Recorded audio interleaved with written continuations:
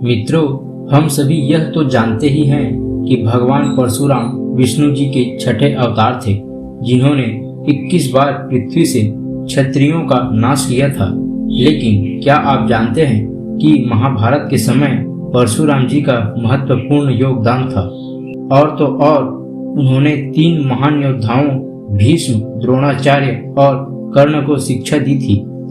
लेकिन एक दिन परशुराम जी का अपने ही शिष्य भीष्म पितामह से भयंकर युद्ध हुआ था, किंतु यह युद्ध आखिर हुआ क्यों? क्या था इसके पीछे का कारण?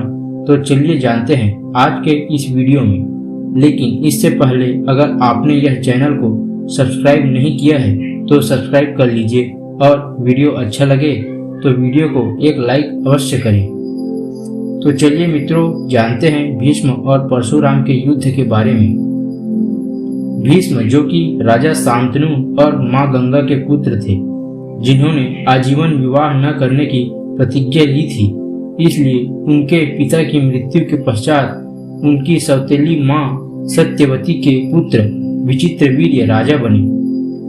उनकी मां सत्यवती ने विचित्रवीर्य के लिए योग्य कन्या को लाने को कहा।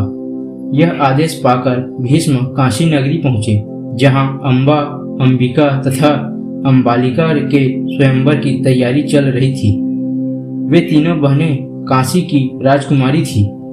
भीष्म ने वहां आए सभी राजाओं को परास्त कर दिया और तीनों राजकुमारियों का अपहरण करके हस्तिनापुर ले आए। वहां लाकर उन्होंने तीनों राजकुमारियों को मां सत्यवती के सामने प्रस्तुत कर दिया।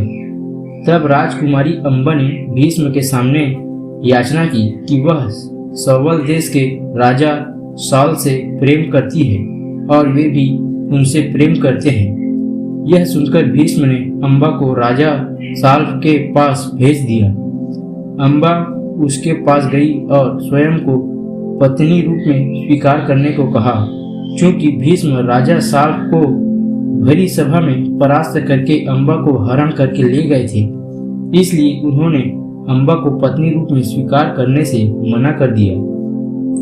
निराश होकर अम्बा वापिस हस्तिनापुर लौट आई और राजा विचित्रवीर्य के सामने विवाह का प्रस्ताव रखा। तब राजा विचित्रवीर्य ने भी उससे विवाह करने से मना कर दिया।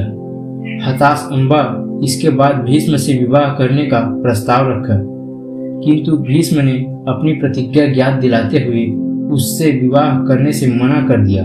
यह सब सुनकर अम्बा को अत्यधिक क्रोध आ गया और भीष्म से बदला लेने के लिए वह वहां से चली गई।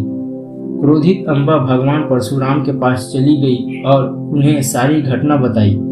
भगवान परशुराम अम्बा की यह व्यथा सुनकर अत्यधिक क्रोधित हो गए और उन्होंने भीष्म को अम्बा से विवाह करने के लिए कहा।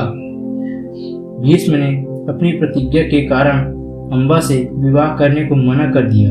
इस पर भगवान परशुराम ने भीष्म को स्वयं से युद्ध करने को कहा। फिर दोनों के बीच भयंकर युद्ध हुआ। यह भयंकर युद्ध कई दिनों तक चलता रहा। भीष्म और परशुराम जी का 21 दिनों तक भयंकर युद्ध हुआ, जो कि परशुराम भगवान विष्णु का रूप थे और भीष्म को इच्छा मृत्यु का वरदान प्राप्त था। इसलिए इस युद्ध में कोई भी पराजित नहीं हो सका। अंत में देवताओं के द्वारा दोनों के बीच युद्ध को शांत कराया गया।